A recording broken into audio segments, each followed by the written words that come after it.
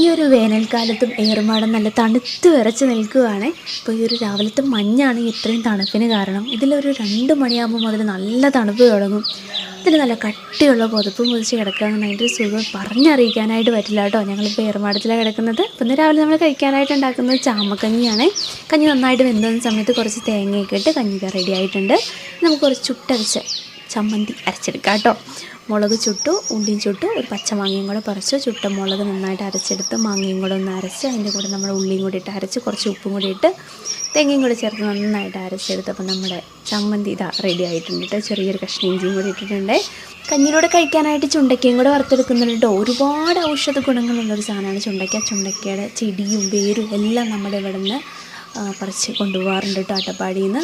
അപ്പോൾ നമുക്ക് ഇരുമ്പപ്പുളി അച്ചാർ, ചുട്ടരച്ച ചമ്മന്തി, പിന്നെ ചുണ്ടയ്ക്ക വറുത്തതും നമ്മുടെ ചാമക്കഞ്ഞി രാവിലെ കഴിക്കാൻ അടിപൊളിയാണ്. അപ്പം രാവിലെ കഴിക്കാൻ ചാമക്കഞ്ഞി.